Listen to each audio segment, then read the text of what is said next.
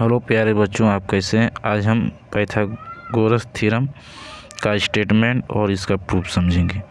वैसे देखिए, थ्योरम जो बहुत ही बार आता है, हर एक क्लास में इसका यूज होता है। यदि आप इसका यूज नहीं जानेंगे, इसको कैसे प्रूव करना है, क्या स्टेटमेंट होता है, तो आप राइट एंगल ट्रायंगल से रिलेटेड कोई क्वेश्चन सॉल्व नहीं कर पाएंगे।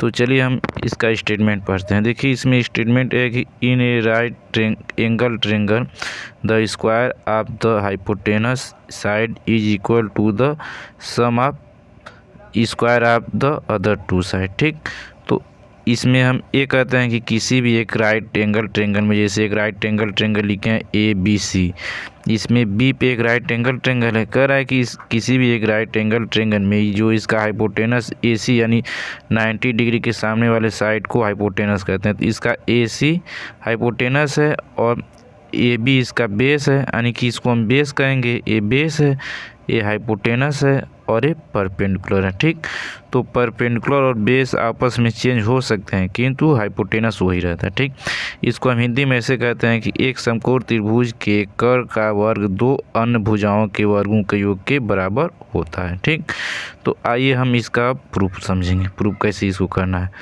तो प्रूफ के लिए हम जानते हैं कि पहले लिखते हैं कि given to prove that construction, उसके बाद प्रूफ। तो गिवन है कि a right angle triangle, a right angle triangle, a right angle, a right angle triangle, right angle triangle कौन सा है, ABC है। जो बी पे राइट एंगल यानी कि इस पे राइट एंगल है। अब हमें प्रूफ क्या करना है, इसमें AC यानी हाइपोटेनस का स्क्वायर, AC का स्क्वायर प्रूफ करना है। बेस AB का स्क्वायर प्लस परपेंडिकुलर BC के स्क्वायर के सम की इक्वल, यानी कि हाइपोटेनस का स्क्वायर AC का स्क्वायर AB के स्क्वायर प्लस BC यानी बेस और परपेंडिकुलर के स्क्वायर के सम के इक्वल होता है। अब हमें कंस्ट्रक्शन में क्या करना है, हम ये ड्रा करेंगे BD, यानी BD ऐसा होगा जो AC पे परपेंडिकुलर होगा, परपेंडिकुलर टू AC। ठीक, BD को हम AC पे परपेंडिकुलर ड्रा करेंगे। ठीक, जो D पॉइंट पे मिल रहा है। ठीक, अब हम प्रूफ इसमें कहेंगे। अब प्रूफ के लिए हम पहले लिखेंगे कि वी नो डैट।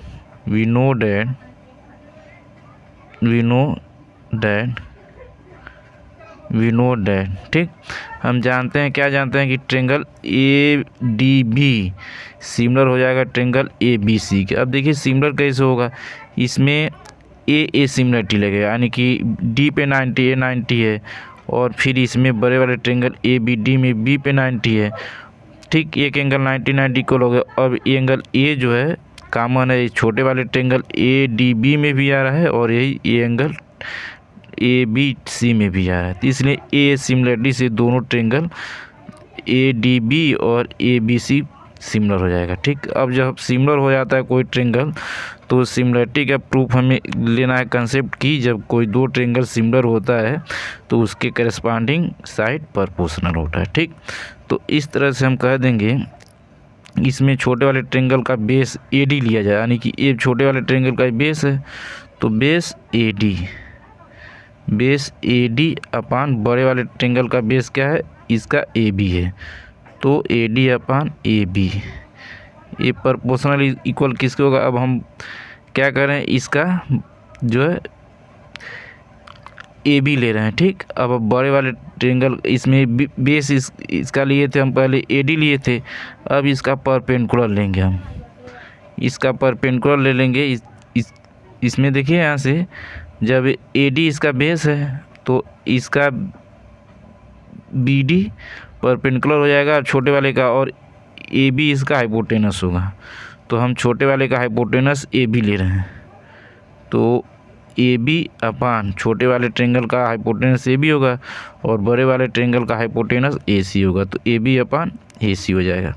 अब इसी में हम क्रॉस इंटू करेंगे, क्रॉस इंटू हम AC का इस AD में करेंगे, AB का AB में, तो AB का AB में करेंगे तो AB स्क्वायर हो जाएगा। ठीक, और ये इक्वल होगा AC इंटू AD। इसका इसमें इंटू करना रहता है, इसका इसमें इंटू करना रहता है। ठीक, तो इस तरह से इसको इक्वेशन नंबर 1 लेट कर लेंगे।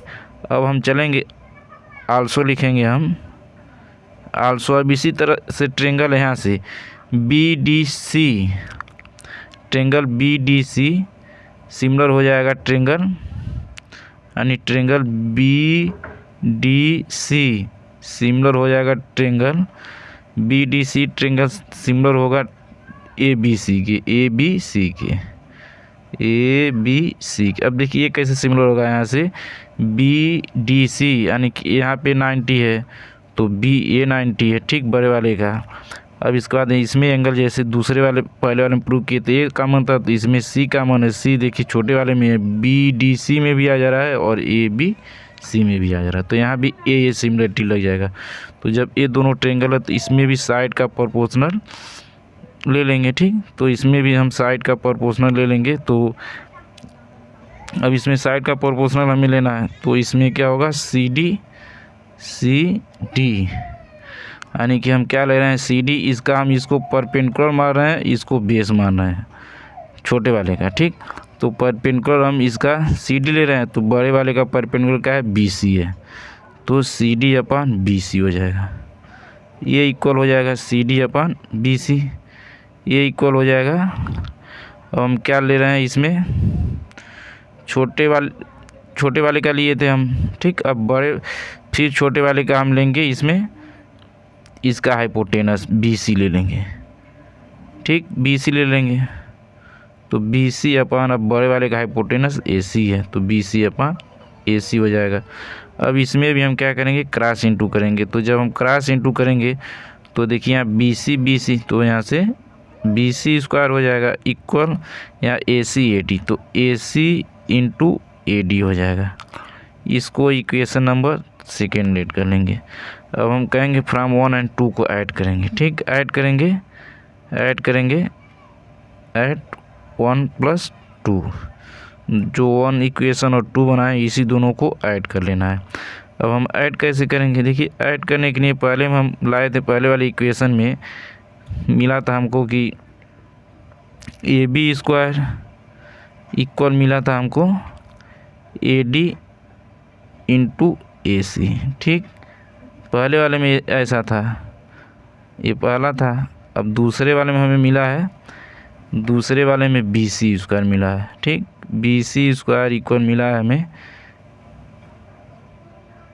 AC × CD मिला, ठीक। ये इक्वेशन नंबर 2 था।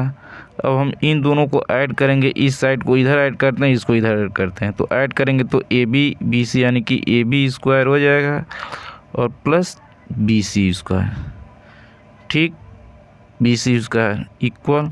यहाँ देखा जाए तो AC इसमें भी है और AC इसमें भी है, तो AC को कॉमन ले लेंगे, जो दोनों में रहेगा उसको कॉमन ले लेंगे। AC कॉमन हो जाएगा तो यहाँ से AD बचेगा, इसमें CD बचेगा, यानी कि AD + CD बच जाएगा, ठीक। अब फिगर को इस ध्यान से देखिए कि AD A है और CD A है, तो AD और CD मिला करके AC हो जाएगा। तो हम वही लिख सकते हैं AB² +